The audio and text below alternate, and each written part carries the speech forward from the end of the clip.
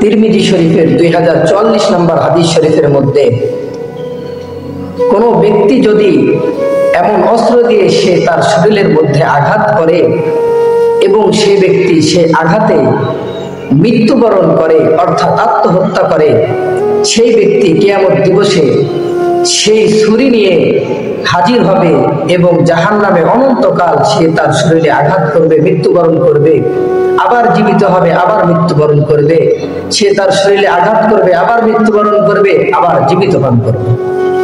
এমন ভাবে যেই ব্যক্তি বিষ পান করে মৃত্যুবরণ করেছে সেই ব্যক্তি কিয়ামত দিবসে বিষ নিয়ে হাজির হবে এবং সেই বিষ সে পান করবে, আবার মৃত্যুবরণ করবে, জাহান্নামের মধ্যে আবার সে এই বিষ পান করবে, আবার মৃত্যুবরণ করবে। এমন ভাবে অনন্তকাল সে জাহান্নামে থাকবে।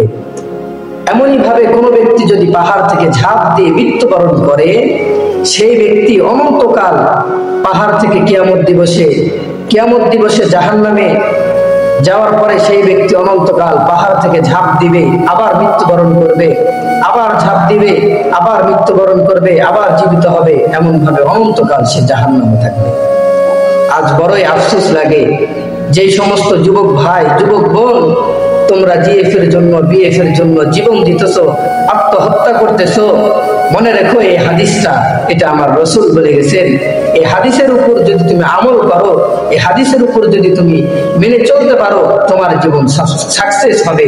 আর তুমি যদি সেই মেয়েকে তোমার নবীর চাইতে বেশি ভালোবাসো, সেই ছেলেকে তোমার নবীর চাইতে বেশি ভালোবাসো, তাহলে তোমার জীবন জাহান্নাম ছাড়া আর কিছুই নেই।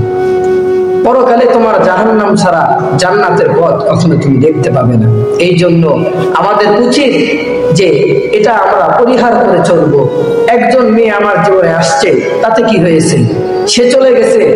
আমি বলতেছি না এইগুলো বৈধ যে একজন আসবে আরেকজন যাবে, এটা হালাল ভাবে বিয়ের ব্যবস্থা করুন, এইটা করুন। কিন্তু প্রতিনিয়ত আজ একজন ছেলে একজন মেয়ের জন্য আত্মহত্যা করতেছে, এগুলো সম্পূর্ণ গর্হিত। এই কাজগুলো থেকে আমাদের পরিহার করে চলতে হবে।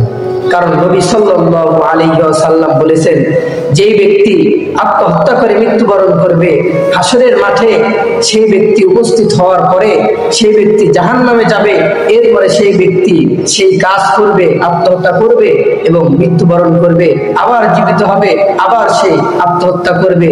যে যেইভাবে আত্মহত্যা করে মৃত্যুবরণ করেছে তাকে সেইভাবেই মৃত্যুবরণ করতে হবে এবং জীবিত হতে হবে, আবার মৃত্যুবরণ করতে হবে, আবার জীবিত হতে হবে।